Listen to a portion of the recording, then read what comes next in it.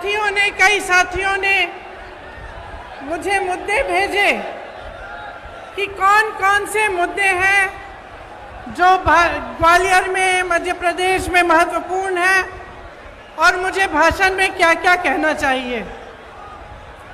जब मैं उन मुद्दों को पढ़ रही थी, उन सुझावों को पढ़ रही थी, तो मुझे लगा कि ज़्यादातर नकारात्मक बातें थी और मेरे मन में ये बात आई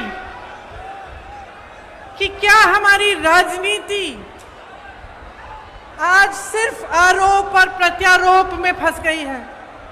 क्या इससे आगे भी कोई राजनीति हो सकती है? इससे बढ़कर भी हम कुछ ऐसी बातें कर सकते हैं जो जनता की मतलब की बातें हों। देखिए, भारतीय राजनीति की नींव स्वतंत्रता के आंदोलन से में डली थी। स्वतंत्रता का जो हमारा आंदोलन था उसे सत्याग्रह का नाम दिया गया था। तो सत्य की लड़ाई थी। तो हमारी पूरी राजनीति की जो नींव है वो उसी लड़ाई में है, तभी डली। तो हमारी एक परंपरा रही है हमारे देश की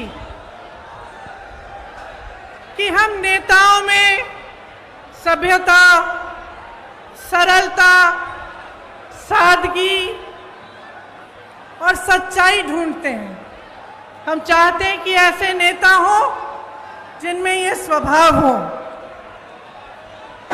और किसी के आधार पर दर्शकों के लिए हमारी राजनीति चली। लेकिन आज परिस्थितियां बदल गई हैं। आरोप प्रत्यारोप, एक दूसरे की बुराई, हम मंच पे आते हैं, आपको गिनवा देते हैं कि इनके क्या गुण हैं और अवगुण हैं, वो हमारे गिनवा देते हैं। और मुझे अक्सर लगता है कि इस बीच जो जनता के असली मुद्दे हैं वो डूब जाते हैं। आजकल शोहरत, बड़े बड़े बिजनेस वालों को देश की संपत्ति सौंपने की राजनीति, अहंकार की राजनीति चलती है। मैं भी जब यूपी गई तो मेरे साथियों ने बोला, दीदी बड़ी गाड़ी में बैठो। मैंने कहा क्यों? कहते भोकाल होना चाहिए। तो आजकल भोकाल की राजनीति है, शान शोहरत की राजनीति है और कहीं पे बीच में जो जनता की समस्याएं हैं, जो सत्य है इस देश का, वो डूब रहा है। यहां खड़े होकर ये कहना बहुत आसान है, दूसरों की आलोचना करना बहुत आसान है। आखिर राजनीतिक सभ्यता को कायम रखने की सबसे बड़ी जिम्मेदारी किसकी होती है? प्रधानमंत्री की ही होती है। लेकिन 2 दिनों पहले की बात है, विपक्ष की बहुत बड़ी मीटिंग हुई। तमाम विपक्षी दल के बड़े बड़े वरिष्ठ नेता आए।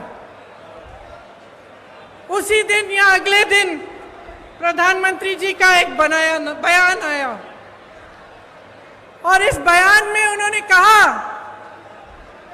कि जितनी भी विपक्ष के नेता हैं, जितने भी विपक्ष की पार्टियां हैं,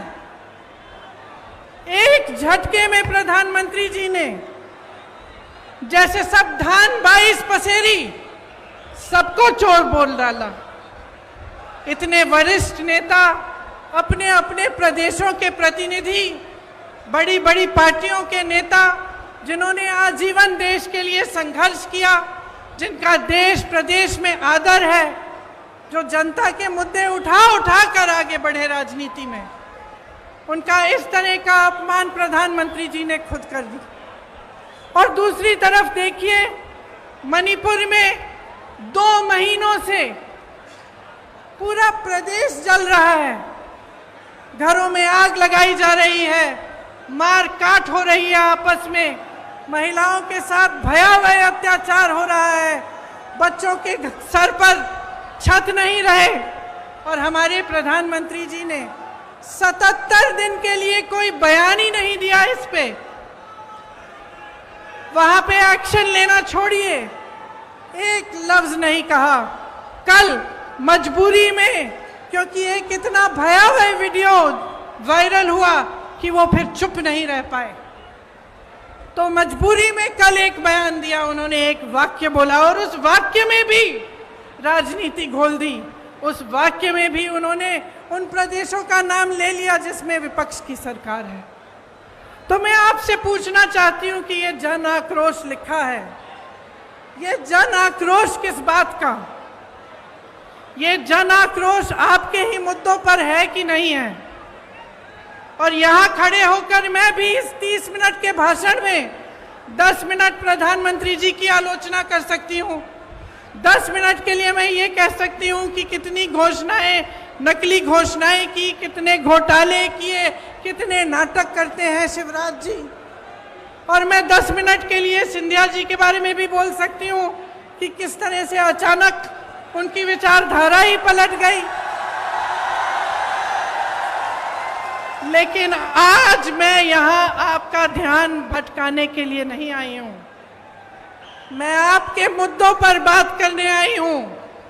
और आज जो सबसे बड़ा मुद्दा है आपका, मैं जानती हूं क्या है, महंगाई का मुद्दा है।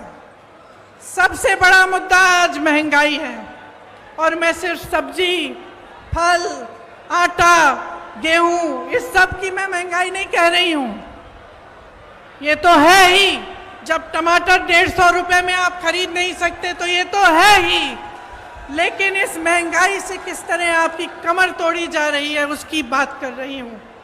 मैं वो बात कर रही हूँ कि जब घर में इतनी बारिश हो रही है, आजकल छत से कुछ पानी गिर रहा है, आपको मरम्मत करवानी है, वो मरम्मत महंगी हो गई है। आपको किसी के घर जाना है, कुछ ले जाना है उनके लिए, वो खरीदना मुश्किल हो गया है। आपके बच्चों की फीस भरना मुश्किल हो गया है। इतनी बारिश में जो बच्चे स्कूल पाठशाला तक जा रहे हैं उनके लिए छाता खरीदना मुश्किल हो गया है। आपके पूरे जीवन पर एक बहुत बड़ा बोझ बन गई है ये महंगाई।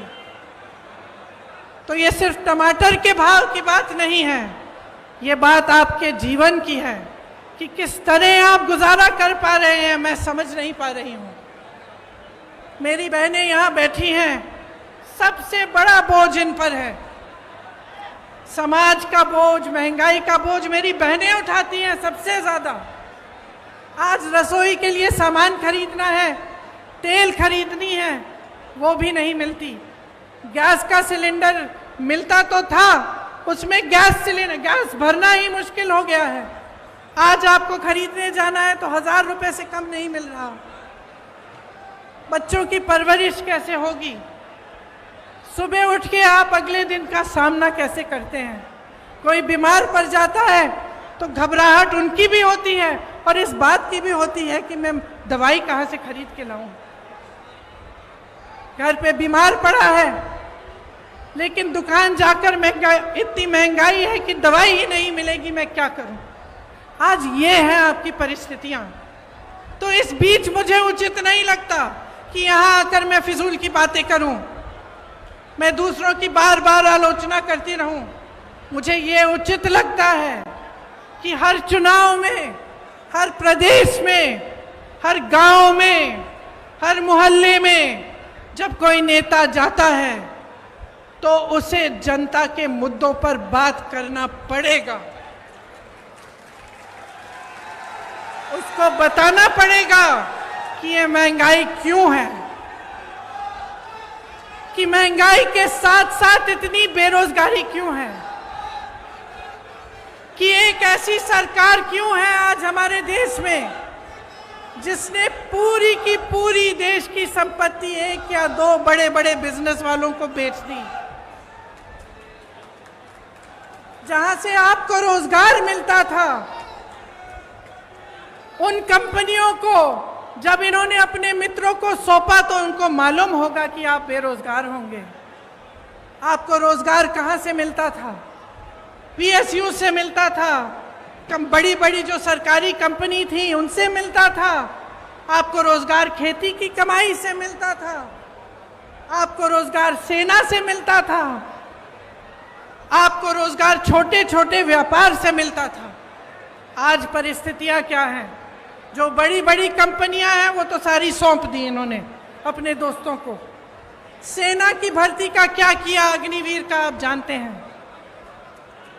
आपका ये जो क्षेत्र है, ग्वालियर का क्षेत्र, रानी लक्ष्मीबाई जी का क्षेत्र है, यहां से तमाम वीर जवान जाकर हमारे सरहद पे खड़े होते हैं।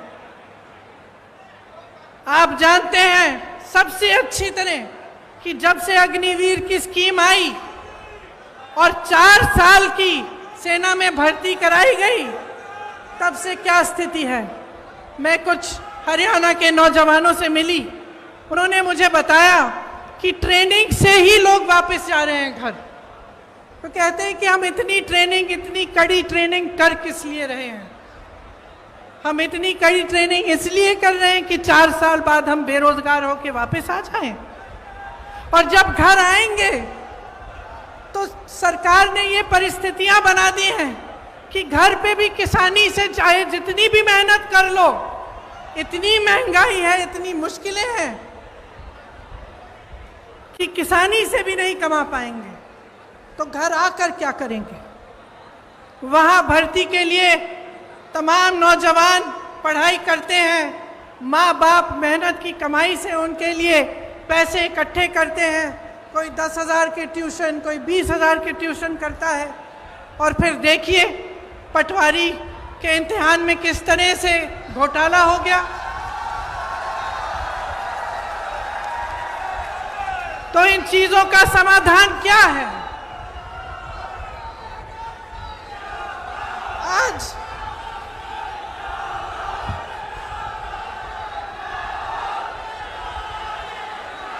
शर्म की बात है, शर्म की बात है कि सिर्फ मात्र सरकारी जो नौकरियां हैं मात्र 21 दी गई हैं पिछले 3 सालों में। 2018 में जब हमारी सरकार बनी थी तब इन्होंने सरकार गिराई। उससे पहले इनकी सरकार 10 सालों से चल रही थी, उससे ज्यादा।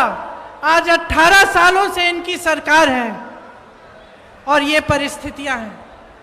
तो चुनाव के पहले ये कहने का क्या फायदा है कि हम फलां स्कीम बनाएंगे, हम महिलाओं को कुछ देंगे, हम नौजवानों को रोजगार देंगे। क्या फायदा है? 18 साल से तो आप सरकार में रहे हैं, तब तो आपने कुछ दिया नहीं।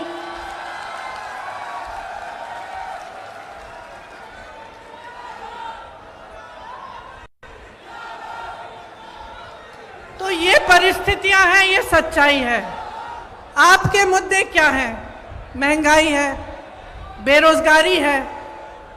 जिस तरह से ये घोटाले पे घोटाला होता जा रहा है, जिसकी बड़ी लंबी लिस्ट है, यहाँ मेरे पास निकालते हूँ क्योंकि इतनी लंबी है कि इतने सारे याद भी नहीं रह पाते। खैर निकाल के बाद में बताऊंगी, दिख नहीं रही। तो इन्होंने इतने सारे घोटाले किए, कुछ नहीं छोड़ा, सड़कें नहीं छोड़ी, कुछ नहीं छोड़ा, भगवान की मूर्तियां नहीं छोड़ी महाकाल में।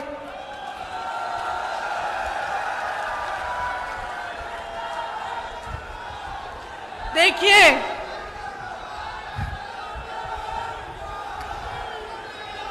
एक बात है, देखिए 2 बातें।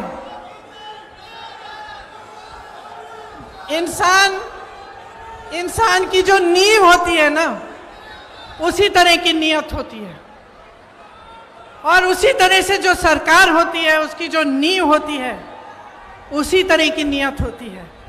ये जो सरकार इन्होंने हमारी सरकार गिरा के बनाई, इसकी नींव ही गलत थी।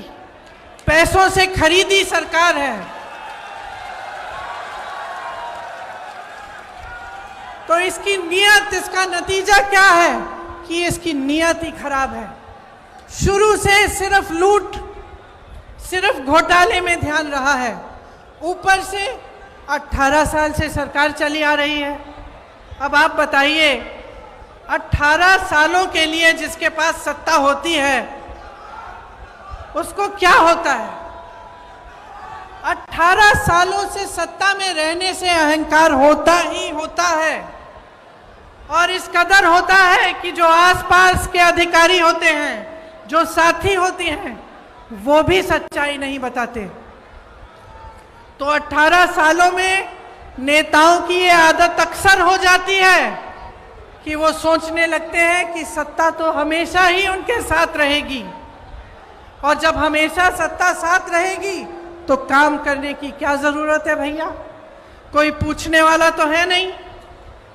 जब समय आएगा ध्यान भटका देंगे, जब समय आएगा दूसरी बातें कर लेंगे जिससे जनता के जज्बात जुड़े हुए हैं।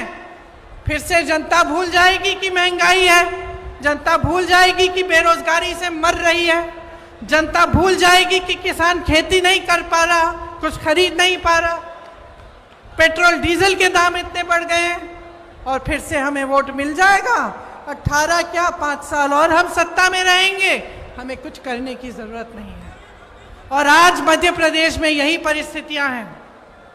सत्ता की वजह से अहंकार है, सत्ता की वजह से आलस है, और सुन लीजिए, सत्ता का स्वभाव है कि वो इंसान की भी असलियत उभार देती है।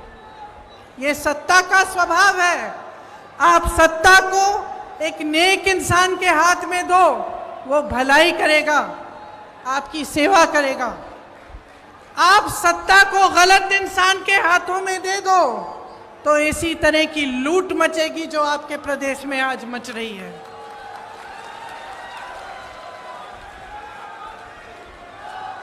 महंगाई, बेरोजगारी से समाज में तनाव बढ़ता है।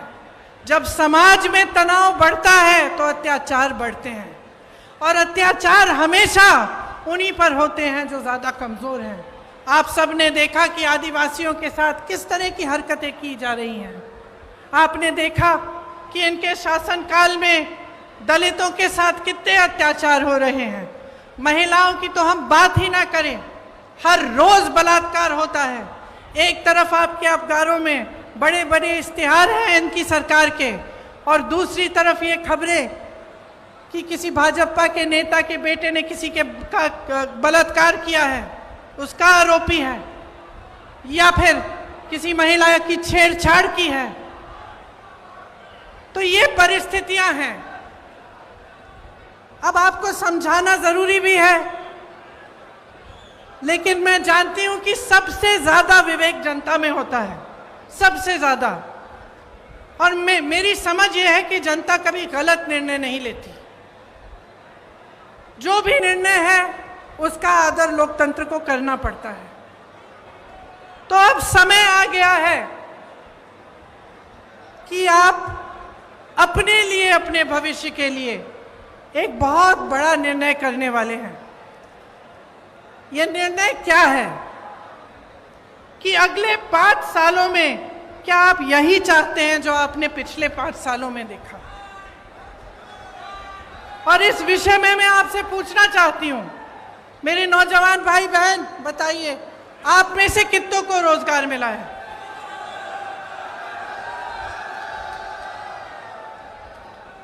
मेरे किसान भाई बहन यहां हैं, आपकी जिंदगी बेहतर हुई है कि नहीं? नहीं हुई? 5 सालों में आपकी तरक्की हुई है कि नहीं? यहां व्यापारी होंगे, छोटे दुकानदार वाले भी होंगे, रेहड़ी पटरी वाले भी होंगे। क्या आपके जीवन में तरक्की आई है कि नहीं? आप कितनी मेहनत से कमाते हैं, कुछ नहीं बचता आपके पास। और जो आप पर सत्ता है, जो जिनके पास सत्ता है, जो आप पर राज कर रहे हैं, आलस के बावजूद घोटाले पे घोटाले कर करके कमा रहे हैं। बड़े बड़े आलीशान महल हैं उनके, बड़े बड़े बिजनेस वालों के साथ घूमते फिरते हैं, लेकिन आपके पॉकेट में, आपके जेब में एक पाई नहीं बचती। आज ये अभाव है तो इसलिए है क्योंकि आप जागरूक नहीं बने हैं। मैं आप ही को दोषी ठहराऊंगी कि आपकी जागरूकता में कमी है। आप नेताओं से सही सवाल कर नहीं रहे हैं। आप नेताओं से पूछिए कि इतने घोटाले क्यों हो रहे हैं, कि आपने 22,000 घोषणाएं की, उसमें से क्या आपने 2,000 भी पूरी की? आप क्यों नहीं पूछ रहे हैं कि ये 20-25 घोटाले, इनकी जो लिस्ट है ये हर रोज बढ़ती कैसी चली जा रही है? आप ये नहीं पूछते कि आपके लिए इतनी महंगाई और इस देश के जो बड़े बड़े उद्योगपति हैं, जिनको इन सरकारों ने आपकी संपत्ति दे दी है, उनकी कितनी कमाई है? मैं बताती हूँ। 1600 करोड़ रुपए एक उद्योगपति एक दिन में कमा रहा है, जिसको इस देश की संपत्ति दे चुके हैं। 1600 करोड़ रुपए एक दिन में, और इस देश का किसान एक दिन में 27 रुपए नहीं कमा पा रहा। तो आज मैं आपसे पूछना चाहती हूं, बदलाव चाहते हो कि नहीं चाहते हो? आप एक ईमानदार सरकार चाहते हो कि नहीं चाहते हो? आप इस सरकार को हटाकर एक ऐसी सरकार बनाना चाहते हो जो आपके लिए दिन रात एक करके काम करे कि नहीं? आज 1600 युवा बेरोजगार हैं प्रदेश में। 1600 युवा आत्महत्या कर रहे हैं बेरोजगारी की वजह से। युवा जो होता है वो आशा रखता है, महत्वाकांक्षाएं होती हैं उसकी, माँ बाप के लिए कुछ करेगा, कमाएगा, घर में जो बच्चे हैं उसकी परवरिश करेगा। आज वो सारे सपने तोड़ दिए हैं। क्या आप ऐसी सरकार चाहते हैं जो रोजगार दिलवाए, जो आपको मजबूत बनाए, जो मध्य प्रदेश के नौजवानों को अपने पैरों पे खड़ा करे कि नहीं? मैंने उत्तर प्रदेश में एक नौजवान से पूछा कि बेटा, ये जो राशन की बोरी तुम्हें दी जाती है, तुम्हें ये चाहिए कि तुम्हें नौकरी चाहिए? मैं सबसे पूछती थी, एक ऐसा नौजवान नहीं था जिसने कहा मुझे राशन की बोरी दो। एक नहीं था। जितने भी नौजवान थे, चाहे जितने गरीब हों, चाहे छोटे छोटे से घर में रहते हों, वो सब कहते थे हमें रोजगार चाहिए, हमें नौकरी चाहिए, हम अपने पैरों पे खड़े होकर अपने परिवार के लिए खुद कमाना चाहते हैं। और इस सरकार ने आपको निर्भर बनाने का काम किया है। आपको राशन पर निर्भर करेंगे या आपको अपनी फालतू की स्कीमों पर निर्भर करेंगे जिसमें आपको कुछ मिलता भी नहीं है, लेकिन आपको रोजगार नहीं दिलवाएंगे, आपको अपने पैरों पर खड़े होने का काम नहीं करने देंगे। इसीलिए कांग्रेस जो है वो आपके लिए कुछ वादे, कुछ गारंटी लाई है। जब मैं कहती हूं कि कांग्रेस गारंटी देगी, तो मैं इस आधार पर कहती हूं कि हमारी जहां जहां सरकारें हैं, वहां वहां हमने जो गारंटी दी वो निभाई जा रही हैं। चाहे आप मध्य प्रदेश में, चाहे आप कर्नाटका में, चाहे आप हिमाचल प्रदेश में, चाहे आप राजस्थान में देखें, तो जो वादे किए थे वो निभाए जा रहे हैं।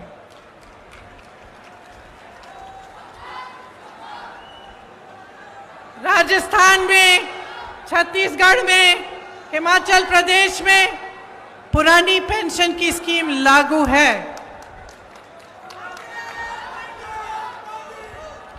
जब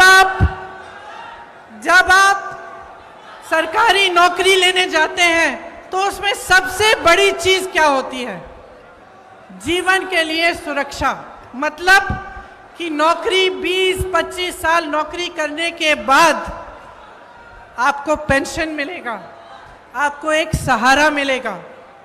वो सहारा आज नहीं मिलता सरकारी कर्मचारियों को। सरकार कहती है पैसे नहीं है इसके लिए। तमाम सरकारी कर्मचारी परेशान हैं। इनके पास बड़े बड़े उद्योगपतियों के लोन माफ करने के पैसे हैं, आपके पेंशन देने के पैसे नहीं हैं। इसीलिए जहां जहां कांग्रेस की सरकार है वहां वहां पुरानी पेंशन आज लागू है, क्योंकि हम आपका आदर करते हैं। हम समझते हैं कि जो सरकारी कर्मचारी है, जो दिन रात सालों के लिए सेवा करता है, उसके लिए बुढ़ापे में भी सहारा होना चाहिए। और यहाँ पे भी एक घोषणा ये है, गारंटी, कि पुरानी पेंशन यहाँ भी लागू होगी। मेरी बहनों के खातों में हर महीने सीधे 1500 रुपए डाले जाएंगे। जो गैस का सिलेंडर आज आपको 1000 रुपए से कम में नहीं मिल रहा है, आपको 500 रुपए में दिलवाया जाएगा। 100 यूनिट बिजली आपको माफ होगी, मुफ्त में मिलेगी। और 200 यूनिट पर बिजली बिल आधी की जाएगी। जो किसानों के कर्ज माफ करने का काम हमने 2018 में शुरू किया था, वो नई सरकार अगर कांग्रेस की बनेगी तो उसे पूरा करेगी।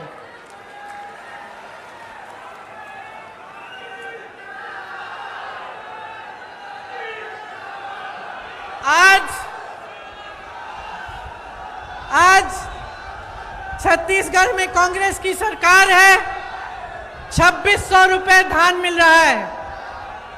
2600 रुपए आपको मिलते हैं धान के लिए। जहां पे हिमाचल में हमारी सरकार है, वहां जो वादे किए उनको पूरा करने का काम शुरू है। कर्नाटका में कहा था कि महिलाओं को बस में यात्रा मुफ्त में मिलेगी, आज महिलाएं मुफ्त में यात्रा कर रही हैं। तो इस बार मध्य प्रदेश में मुझे लगता है कि प्रचंड बदलाव की लहर है।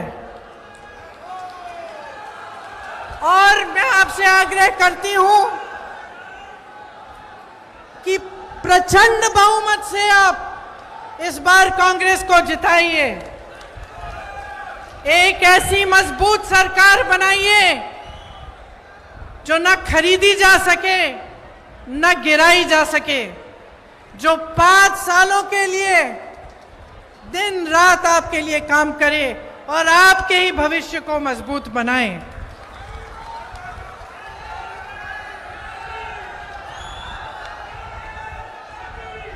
एक ऐसी राजनीति लाइए अपने प्रदेश में जो आपके भविष्य को मजबूत बनाने के लिए आपकी समस्याओं को सुलझाने का काम करे।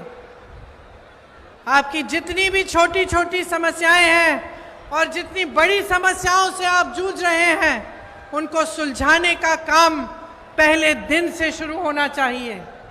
और कमलनाथ जी से मैं अपनी तरफ से एक छोटी सी मांग अपनी तरफ से भी करना चाहती हूँ। अभी रास्ते में मैं यहाँ आ रही थी तो कुछ मुझे दिव्यांग लोग मिले।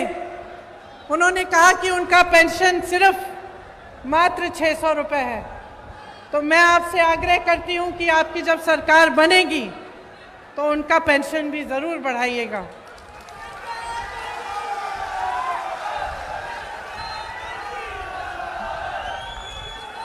देखिए, ये ग्वालियर चंबल की धरती है। जैसे मैंने कहा, झांसी की रानी की धरती है। बड़े बड़े यहाँ से महापुरुष हुए, अपने क्षेत्र के लिए, अपने देश के लिए, अपनी जनता के लिए जी जान एक की। ग्वालियर चंबल बारे अब की जी मामा जी की भ्रष्ट सरकार बदलबे बारे है। बोलो, बदलबे बारे है ना? ठीक बोल रही हूं? और बोलूं आपकी भाषा में? एक बार हमारे संगे जोर से बोलो, भाजपा जाए बेबारी है, कांग्रेस आए बेबारी है। भाजपा जाए बेभारी है, कांग्रेस आए बेभारी है। और आप सबको धन्यवाद देना चाहती हूं कि इतने समय से आपने मेरा इंतजार किया, मेरी बातों को आपने ध्यान से सुना। मैं आशा रखती हूं कि आप इन बातों को भूलेंगे नहीं, और चाहे जिस भी पार्टी का नेता आपके सामने आए, मंच पे खड़ा हो, आप उससे ये जरूर पूछिए कि आपके मुद्दों पे बात करें और आपके लिए वो क्या करेंगे। तो आप सबको बहुत बहुत धन्यवाद। जय हिंद।